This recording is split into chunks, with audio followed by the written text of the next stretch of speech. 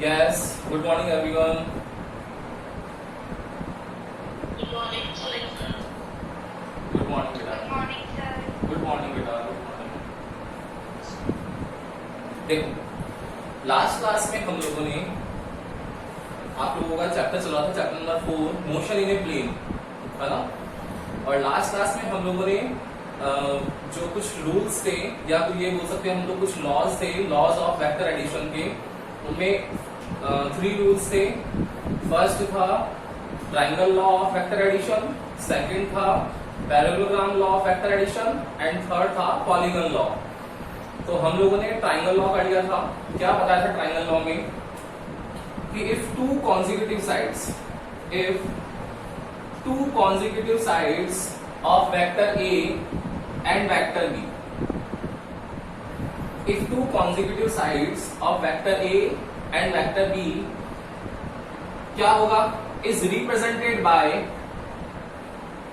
sides of triangle, then third side, ये third side है, then third side represent the resultant vector in opposite direction. तो ये जा रहा था u और ये opposite ऐसा ना चाहिए था, ऐसा आएगा. ठीक है ना. तो इस तरीके से हम लोगों ने vector r equals to vector a plus vector b सीख लिया था.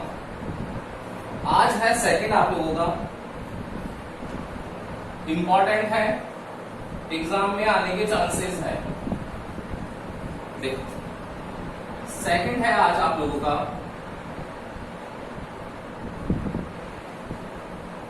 पैरेललोग्राम लॉ ऑफ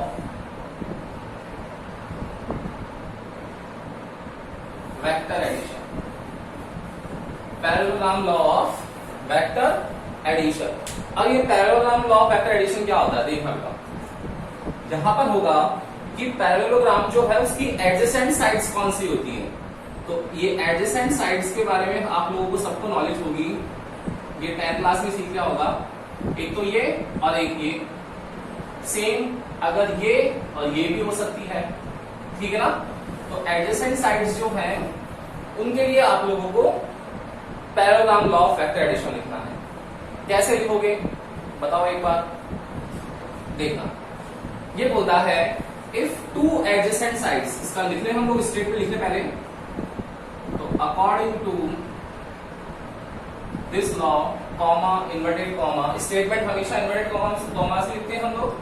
तो क्या हो जाएगा, according to this law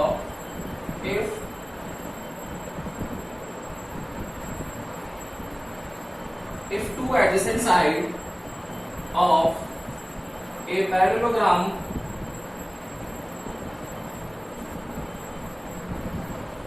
is represented by vector A and vector B, then their resultant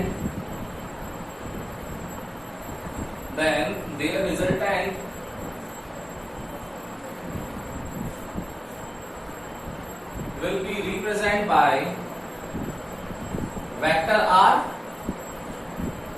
which is passing through the intersection point.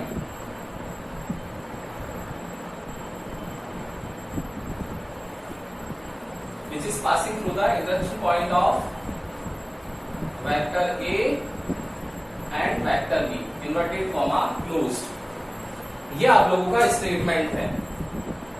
देखो क्या होगा स्टेटमेंट में, बताओ क्या होने वाला है कि according to this law if two adjacent sides of a parallelogram, एक पैरेललोग्राम है उसकी एडजेसेंट साइड्स है, उनको रिप्रेजेंट किया है किससे, vector A and vector B से. देन अब वेक्टर ए और वेक्टर बी है तो उनका रिजल्टेंट होगा, then their resultant will be represent by vector R. R से रिप्रेजेंट करना है, which is passing through the, कहां से पास होना चाहिए resultant R, which is passing through the intersection point of vector A and B. ठीक है ना. तो कैसे होगा ये, लेट सपोज आप लोगों के पास में वेक्टर ए ये है, वेक्टर बी ये वाला है, दोनों एडजेसेंट साइड्स हैं और दोनों के बीच में एंगल गिवन है आप लोगों को थीटा। क्लियर? तो ये बोलता है कि वेक्टर ए और वेक्टर बी हो गए, तो इनका जो रिजल्टेंट है वो कहां से निकलेगा, मिड पॉइंट से या इनके इंटरसेक्शन पॉइंट से। और ये इंटरसेक्शन पॉइंट जो होगा वो क्या होगा, इंटरसेक्शन पॉइंट होगा उन दोनों के वेक्टर से पास होते हुए। देखना यहां से ये रिजल्टेंट पास हो जाएगा, तो ये हो गया इसका क्या, रिजल्टेंट वेक्टर आर। तो अब इस रिजल्टेंट वेक्टर की वैल्यू जो आएगी वो रिजल्टेंट वैल्यू की वेक्टर कितनी आएगी, vector A plus vector B. ये आप लोगों के पास में रिजल्टेंट वेक्टर आ जाएगा। अब आप बोलोगे कि सर पैरेललोग्राम लॉ है, तो पैरेललोग्राम तो हम लोग ड्रॉ कर ही नहीं पाए, तो अब इससे आप लोगों को पैरेललोग्राम लॉ करना है। देखना कैसे करेंगे हम लोग इसको कन्वर्ट। देखना ये वेक्टर ए है, ये वेक्टर बी है, तो क्यों ना हम इस वेक्टर बी के पैरेलल वेक्टर और ड्रॉ कर दें। ये कर लिया हम लोगों ने, ठीक है ना। ये और ये वाली लाइन पैरेलल है और पैरेलल लाइन के बीच में डिस्टेंस और उनकी लेंथ सेम रहेगी। क्या करेंगे, ये वेक्टर बी है तो ये भी वेक्टर बी होगा। क्लियर? अब क्या करेंगे, इस बी और इसको ज्वाइन कर देंगे। तो जैसे ही ज्वाइन करेंगे हम लोग, तो ये आ गया अपने पास, तो ये और ये इक्वल हो गया, तो ये वेक्टर ए हो गया। और इनके बीच में से जो एक डायगोनल बोल सकते हैं वो इसका एक रिजल्टेंट है, ये रिजल्टेंट। ये टोटल ए और बी के बीच में एंगल कितना है, थीटा। और रिजल्टेंट ने जो इससे एंगल ड्रॉ किया है वो लेट सपोज कर लिया हम लोगों ने अल्फा। देखो बन गया ना आप लोगों के पास में, पैरेललोग्राम बन गया क्या, बोलो बन जाएगा ना। तो आप लोगों के पास में यही चीज है कि according to this law if two adjacent sides, ये एडजेसेंट साइड्स है vector A and vector B parallelogram की, तो रिप्रेजेंट कर रहे हैं वेक्टर ए और वेक्टर बी से, तो उनका रिजल्टेंट होगा वो हमेशा कहां से जाएगा, उनके इंटरसेक्शन पॉइंट से। और रिजल्टेंट इस अकॉर्डिंग होना चाहिए कि रिजल्टेंट हमेशा उन दोनों के मिड में आ जाए, उन दोनों के मिड में आ जाए। बोलो रह जाएगा ध्यान, कोई भी दिक्कत है तो बोलना बेटा, यहाँ पर किसी को भी यस और नो है क्या, कोई प्रॉब्लम किसी को। हाँ पूछो।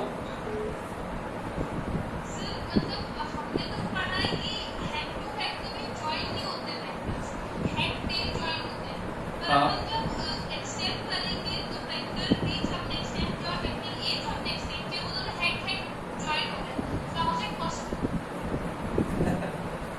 मैंने कल क्या समझाया था, सिद्धि मैंने आपने जो बोला है उसका आधा स्टेटमेंट बिल्कुल सही बोला है, आधा गलत बोला है।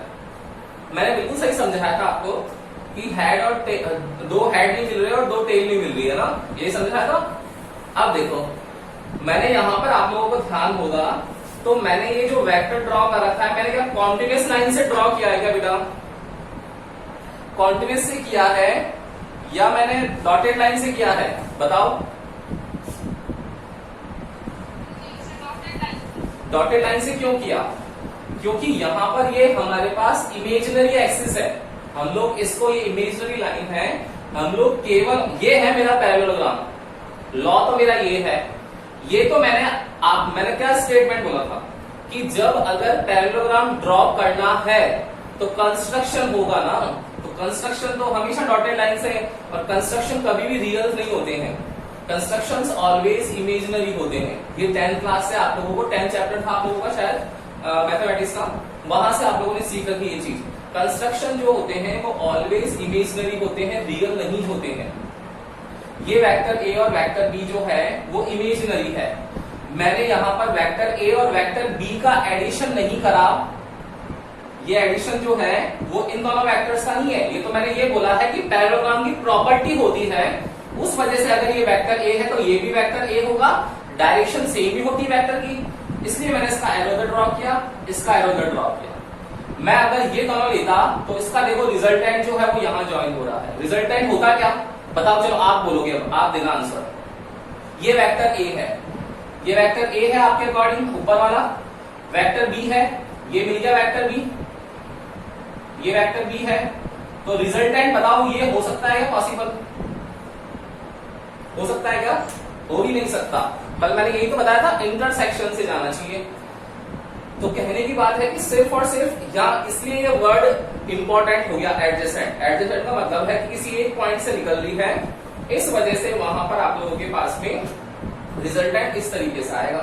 ठीक है, तो ध्यान रखना यहां पर थीटा एंगल है vector A and vector B के बीच में, और वेक्टर अल्फा जो एंगल अल्फा है वो है वेक्टर आर और वेक्टर ए के बीच। ओके, अब इसका डेरिवेशन करें।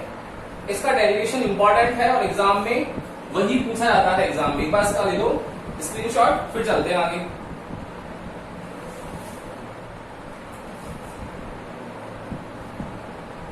Done? Yes, sir. Yes, sir.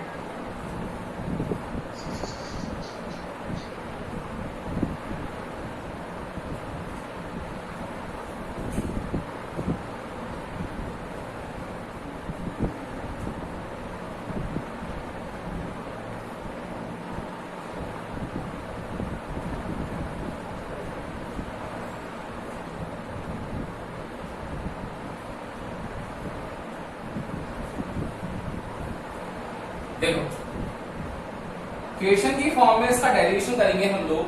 Question आएगा आप लोगों के पास में, find the magnitude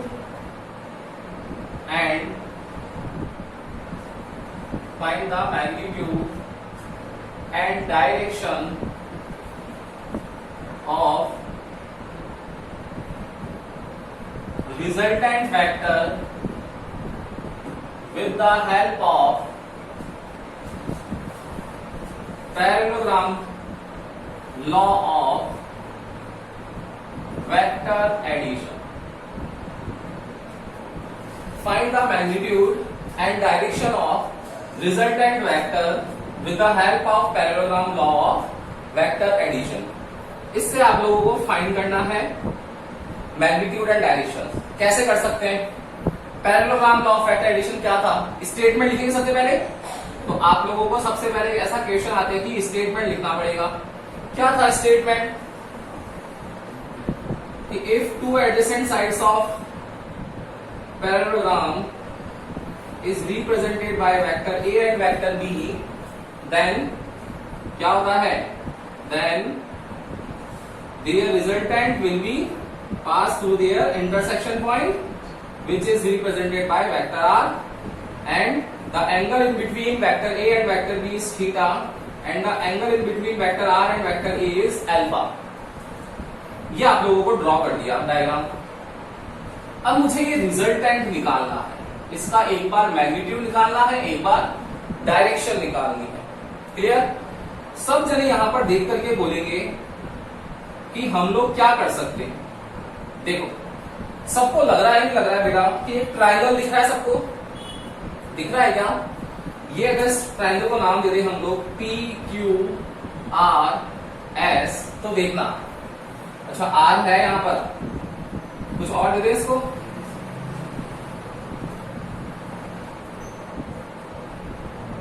T U V W. ठीक है, ये ट्रायंगल दिख रहा है टी यू वी डब्ल्यू। अब देखना क्या होगा बेटा इसके अंदर। मुझे ये रिजल्टेंट आर यही है, इसका क्या निकालना है? मैग्नीट्यूड निकालना है। तो सबके माइंड में क्या क्लिक होना चाहिए कि सर देखो ट्रायंगल दिख रहा है टी वी और यू। इस टी वी यू के अंदर हम लोग सर ये रिजल्टेंट वेक्टर है, अगर किसी ना किसी तरीके से इस रिजल्टेंट वेक्टर को आर को हाइपोटेनस बना ले हम लोग। क्या? वापस सुनना कि अगर ट्राइंगल टी वी यू के अंदर रिजल्टेंट वेक्टर जो आर है इसको हम लोग हाइपोटेनस बना लें, तो हमारे पास एक राइट एंगल ट्राइंगल आ जाएगा जिसमें हम लोग H square equals to P square plus B square Pythagoras theorem apply कर सकते हैं, जिससे आर की वैल्यू फाइंड कर सकते हैं सर हम। ठीक है ना? माइंड चल रहा है सबका? तो क्या करना चाहिए बताओ आप लोगों के अकॉर्डिंग। यहां से एक परपेंडिकुलर ड्रॉ कर देना चाहिए बेटा, हम लोगों को कर देना चाहिए। और ये वेक्टर आगे एक्सटेंड हो रहा है, तो क्यों ना हम लोग इस वेक्टर आगे इसको आगे एक्सटेंड कर लें। कर लिया, इस पॉइंट को नाम दे दिया मैंने एन। ठीक है, अब देखना क्या करेंगे, ये मेरा परपेंडिकुलर है, तो मेरे पास टी यू की वैल्यू है ओनली ए। बताओ इस यू एन की वैल्यू थोड़ी पता है, नहीं पता ना। सेम ऐसे इस वी एन की वैल्यू पता है क्या, नहीं पता है। लेकिन हम फाइंड कर सकते हैं। कैसे फाइंड कर सकते हैं, आप लोगों का सारा 10th क्लास का नॉलेज काम आने वाला है। कैसे काम आएगा देखो नॉलेज, अगर मैं आप लोगों से पूछूं कि मेरा ये एंगल थीटा है, ठीक है, तो अगर मैं इस लाइन को और एक्सटेंड कर लूं और यहां पर एक लाइन और ड्रॉ कर लूं, पीछे एक लाइन और ड्रॉ कर लूं, तो बताओ मेरे ये वाला एंगल और ये वाला एंगल कितना होगा बेटा, कितना होगा बोलो। ये भी थीटा ही होगा क्या, थीटा ही होगा ना। ये नॉलेज पता है आप लोगों को 10th क्लास की। देखना, तो यहां पर ये वेक्टर ए है, ये वेक्टर बी है, तो वेक्टर ए और वेक्टर बी के बीच में थीटा एंगल है, तो सेम मेरा वेक्टर ए है, ये वेक्टर बी है, तो वेक्टर ए और वेक्टर बी के बीच में कितना एंगल होगा, अभी भी ये एंगल कितना होगा, थीटा ही होगा। किसी को ये तो नहीं लग रहा ना कि सर अल्फा होगा।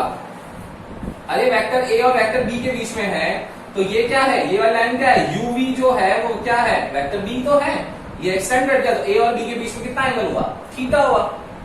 कोई इशू नहीं होगा यहां तक, ठीक है ना। अब देखना वैल्यू निकालनी है मुझे, फिर देखो, फिर आप लोगों का 10th क्लास का नॉलेज यूज करते हैं।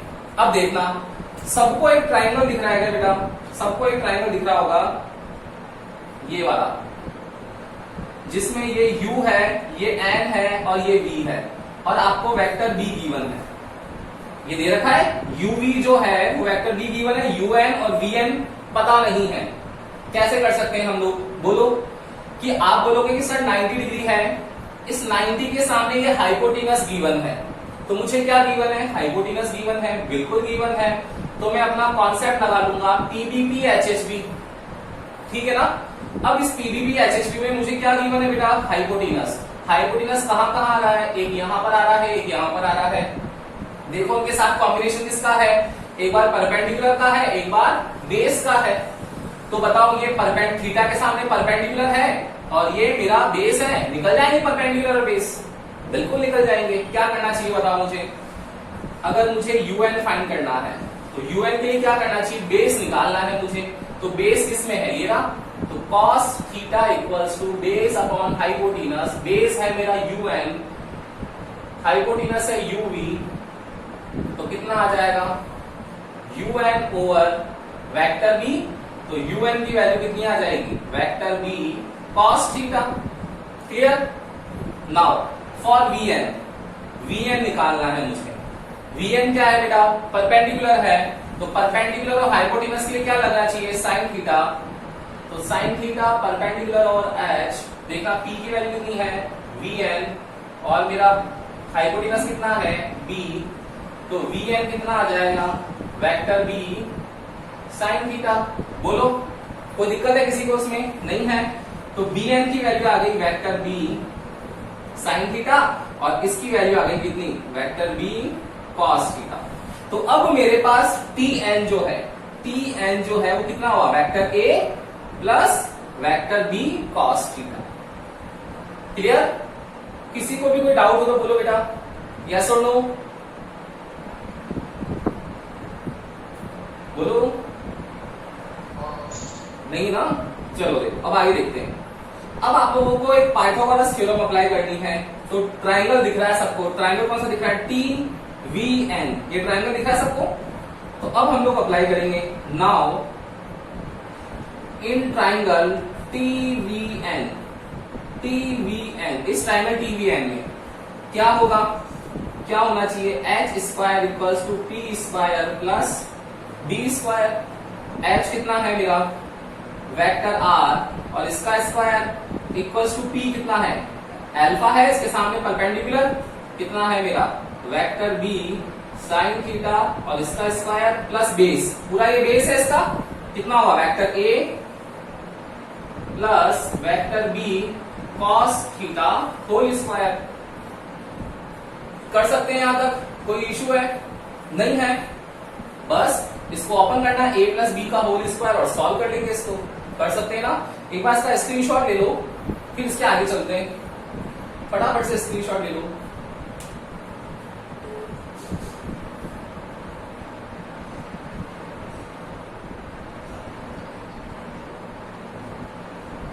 गैस ले लिया स्क्रीनशॉट?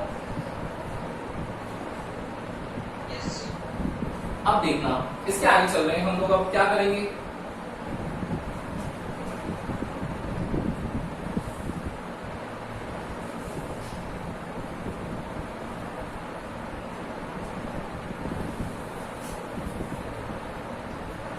देखो यहां से ओपन करना है हम लोगों को, कितना आएगा? वेक्टर आर स्क्वायर, मैग्नीट्यूड लगा लेंगे, स्क्वायर आएगा तो क्या आ जाएगा? B sine theta, vector B इसका स्क्वायर करेंगे तो B square sine square theta plus A plus B का होल स्क्वायर, वेक्टर ए का square plus B square, vector B square cos square theta plus twice of vector A vector B cos theta. Clear? ये B square sine square theta, B square cos square theta कितना हो जाएगा? 1 हो जाएगा, B common ले लेंगे तो vector R square equals to क्या आएगा? Vector A square plus vector B square plus twice of vector A vector B cos theta. ये आंसर आ जाएगा आप लोगों के पास में, रिजल्टेंट आ गया। अगर आपको डायरेक्ट फाइंड करना है, रिजल्टेंट की वैल्यू स्क्वायर फॉर्म में नहीं रखना है तो ऐसे भी लिख सकते हो, under root of vector A square plus B square plus twice of vector A vector B cos theta. Vector लगाना है तो ऐसा भी लिख सकते हो। बोलो किसी को भी कोई दिक्कत है क्या? है क्या यहां तक? नहीं है ना? ये हम लोगों ने इसका मैग्नीट्यूड फाइंड कर लिया। अब हम लोगों को इस रिजल्टेंट वेक्टर का डायरेक्शन फाइंड करना है। तो हमेशा डायरेक्शन जब भी फाइंड करना होता है, तो मैंने आप लोगों को पहले भी बताया था, थर्ड चैप्टर में भी, डायरेक्शन के लिए हमेशा tan थीटा यूज करते हुए आए हम लोग। तो क्या करेंगे यहां पर भी, रिजल्टेंट का डायरेक्शन निकालना है। तो रिजल्टेंट का डायरेक्शन कितना होगा बताओ? रिजल्टेंट का डायरेक्शन, रिजल्टेंट एंगल कितना है? अल्फा है, तो tan अल्फा निकालना है इस बार। tan अल्फा क्या होता है? P B P H H B. Clear? तो कितना आ जाएगा? P। इस ट्रायंगल में परपेंडिकुलर कितना है अपने पास? Vector B sine theta upon base कितना है? टोटल बेस है a plus B cos theta, तो vector a plus vector b cos theta. मुझे अल्फा फाइंड करना है, तो अल्फा कितना आ जाएगा? Alpha equals to tan inverse vector b sine theta divided by vector a plus vector b cos theta. It will be the direction of resultant vector. Okay? तो magnitude and now direction, यही तो question था हमारे पास में। देखो कितना easy है, कुछ भी नहीं किया। क्या किया? सबसे पहले पैरेललोग्राम लॉ के लिए हम लोगों ने क्वाड्रिलेटरल ड्रॉ किया। क्वाड्रिलेटरल ड्रॉ करने के बाद क्या किया कि आर निकालना है। तो हम लोगों ने देखा कि आर जो होगा वो तो एक परपेंडिकुलर ड्रॉ करते ही 90 के सामने हाइपोटेनस आ जाएगा। तो H square equal to B square plus P square लिख सकते हैं हम लोग। वैल्यू निकाल ली, ये हॉरिजॉन्टल कंपोनेंट है तो बी कॉस थीटा, ये वर्टिकल कंपोनेंट है तो B sine theta. Total value आ गई, ये रखा, फिर बस A square plus B square और डायरेक्शन के लिए tan थीटा। तो रिजल्टेंट का एंगल कितना है? अल्फा है, तो tan अल्फा आ गया। बोलो क्लियर है क्या?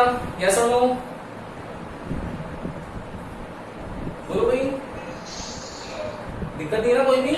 तो एक बार इसका स्क्रीनशॉट ले लो बेटा, और फिर लास्ट करते हैं थर्ड आज हमारा polygon law of vector addition. इसके बाद इस चैप्टर को कंप्लीट करके चैप्टर नंबर 5 पे मूव करेंगे हम लोग कल से, क्योंकि जो जो बेसिक नीड्स हैं आप लोगों की वेक्टर की, वो मैंने आप लोगों को करवा दी है। ठीक है ना? सिलेबस में वैसे नहीं है आप लोगों की चैप्टर, लेकिन ये बहुत जरूरी था इसलिए करवाया। ओके? प्रोजेक्टाइल मोशन बेटा वही तो कह रहा हूं मैं। अब प्रोजेक्टाइल मोशन आप लोगों का केवल इस चैप्टर से रिलेटेड है, ठीक है ना? इसलिए टॉपिक है इसके अंदर, अदरवाइज चैप्टर तो हट गया। मैंने आप लोगों को सिलेबस सेंड किया ही था ग्रुप के अंदर, जो सीबीएसई ने रिवाइज्ड सिलेबस दिया है, जिसमें 30% रिड्यूस कर दिया है पैंडेमिक के कारण। उसमें आप लोगों के चैप्टर ही मेंशन नहीं कर रहा था हम लोगों ने, तो फिर भी मैंने आप लोगों को वेक्टर करवा दिया है। अगर अपना बिल्कुल टाइम पे चलता रहा सब कुछ, तो तो मैं आप लोगों को प्रोजेक्टाइल मोशन भी वापस करवा दूंगा, ठीक है ना। कुछ टॉपिक्स मैंने आप लोगों के छोड़ रखे, जैसे फ्री फॉल वाली कंडीशंस है, वो मैंने आप लोगों को चैप्टर 3 में छोड़ दी थी। आप लोगों के इस चैप्टर में 2D 3D रिजोल्यूशन था, वो छोड़ा मैंने। इसमें प्रोजेक्टाइल मोशन है, वो छोड़ दिया मैंने, क्योंकि वो केवल इस चैप्टर से रिलेटेड ही है। बेसिक नीड्स जो है वो आप लोगों की, वो मैंने यहाँ पर कंप्लीट करने की कोशिश करी है। बाकी सिलेबस के अकॉर्डिंग तो चैप्टर छोड़ देना चाहिए था, है ना।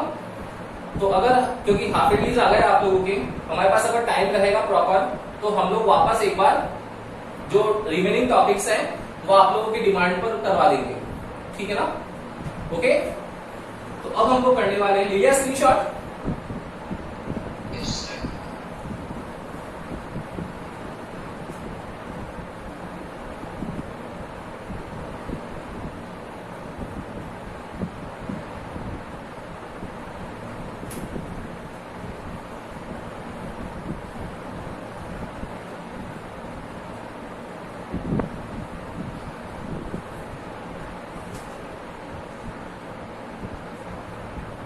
Now, third is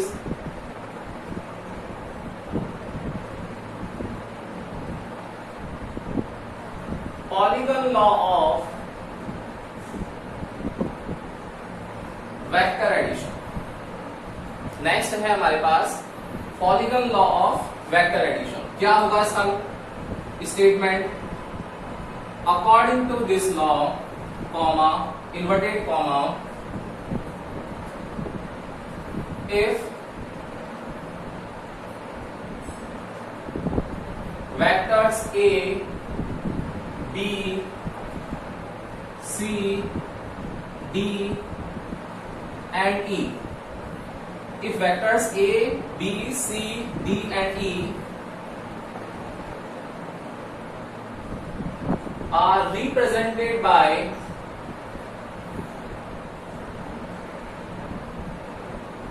consecutive side of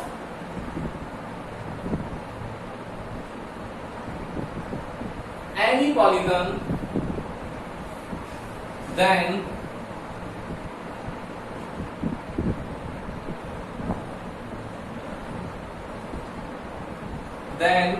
resultant side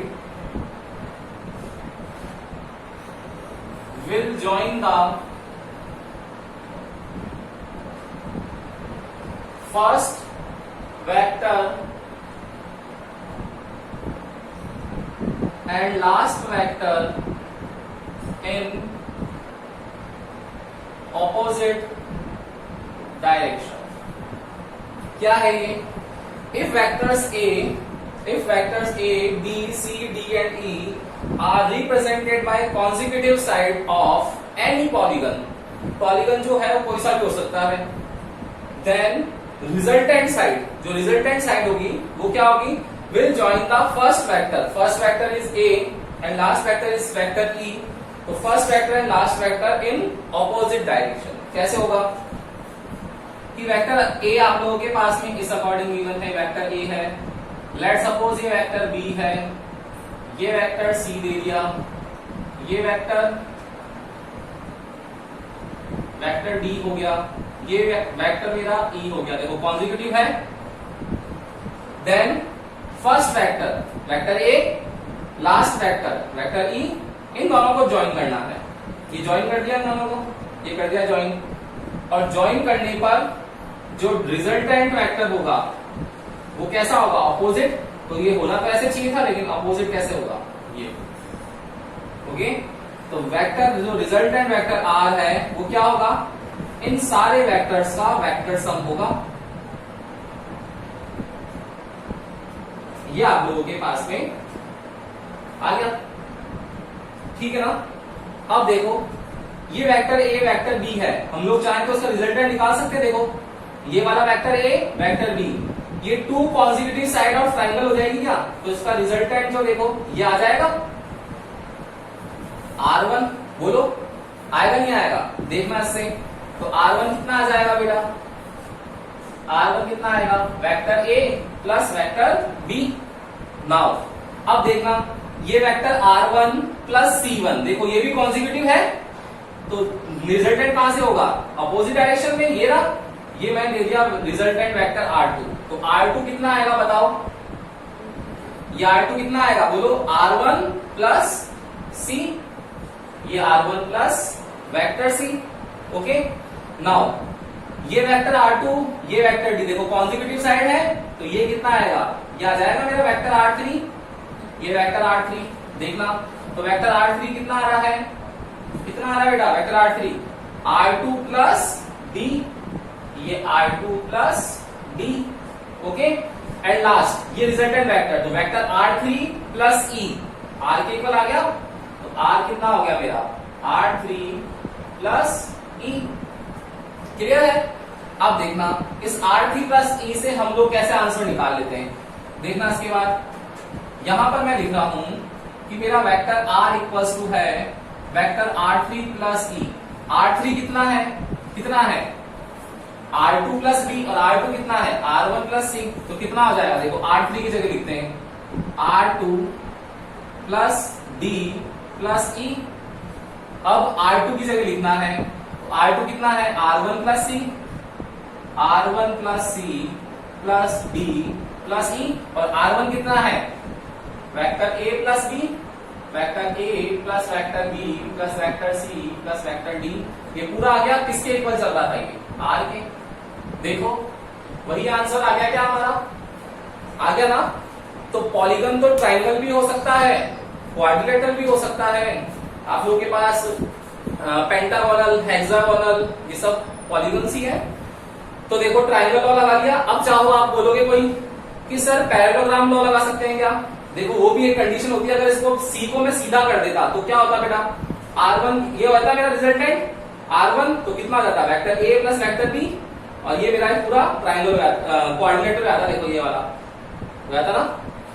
तो यहां पर आप लोगों के पास क्वाड्रिलेटरल है, ट्रायंगल लॉ है, पैरेललोग्राम लॉ है, सब अप्लाई हो जाएंगे पॉलीगन के अंदर। ओके, एक बार इसका स्क्रीनशॉट ले लो फटाफट से।